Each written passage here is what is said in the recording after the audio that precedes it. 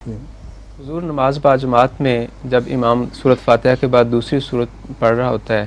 تو یہ سنا ہے ہم نے کہ پڑھا ہے کہ اس وقت مقتدی کو غور سے وہ سننی چاہیے، لیکن سورۃ فاتحہ جو ہے اس وقت کیوں، پھر اس میں کیا حکمت ہے کہ یہ وہ ضرور پڑھنی چاہیے حالانکہ وہ بھی قرآن مجید کا حصہ ہے؟ وہ جو سورہ فاتحہ کو یہ اہمیت دی گئی ہے کہ ہر شخص اس دعا کو اپنے طور پر بھی کرے، اور اگرچہ امام کے تابع ہو جاتی ہے اس کی دعا بھی، لیکن یہ غیر معمولی اہمیت کی خاطر یہ فرمایا گیا ہے کہ پڑھے۔ اس کے مطابق حضرت مسیح علیہ السلام فرماتے ہیں کہ ساتھ ساتھ اسی طرح پڑھنا ضروری نہیں ہے۔ انسان جو اپنے نفس میں پڑھتا ہے وہ اتنے تھوڑے وقت میں پڑھ سکتا ہے کہ جب امام ایک آیت ختم کرتا ہے تو دوسری آیت کے درمیان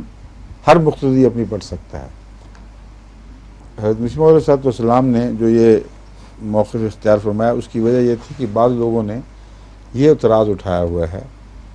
کہ حضرت صلی اللہ علیہ وآلہ وسلم نے جب آپ تلاوت کر رہے ہوں تو اپنے ساتھ تلاوت کرنے سے منع فرمایا ہے، اور یہ موقع اس وقت پیش آیا جب کہ بعض لوگ اونچی آواز میں کچھ گھس گھس کی آواز نکالتے ہیں، مگر اتنی وہ گھس گھس آواز بھی اتنی اونچی ہو جاتی ہے کہ امام کے میں مخل ہو جاتی ہے، اس کے سوچ میں اس کی نماز کی جو توجہ ہے اس میں مخل ہو جاتی ہے۔ تو کوئی شخص اسی طرح کر رہا تھا، رسول سے منع فرمایا، تو اس سے پھر فقہاء نے اس کی گہرائی میں جائے بغیر، اس کے سارے پہلوؤں پر غور کیے بغیر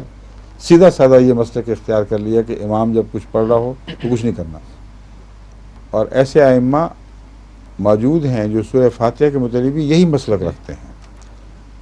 اس حدیث کے تابع کہ نہیں پڑھنا۔ حضرت مسیح علیہ السلام کا مسلک تھا کہ سورہ فاتحہ پڑھنی ہے، اس لیے آپ نے یہ ترکیب بتائی کہ یہ فطرتاً اور طبعاً ممکن ہے کہ ایک انسان جب تک امام سورہ فاتحہ کی تلاوت کرتا ہے آیت بآیت، اس وقت اپنی توجہ کو امام کی طرف مبذول رکھے، اس کے معنوں پر غور کرے، اور اگلی آیت میں داخل ہونے سے پہلے بغیر دخل اندازی کے وہ اپنی اس آیت کو پڑھ سکتا ہے جو پہلے پڑھی جا چکی ہے امام کی طرف سے، سمجھے؟ جی اور یہ جو طریق ہے یہ دوسری تلاوت میں بھی ممکن ہے اگر کوئی کرنا چاہے، مگر چونکہ وہ ضروری نہیں ہے دوسری تلاوت، اس لیے اگر اس کو غور سے سنی لے تو وہی کافی ہے۔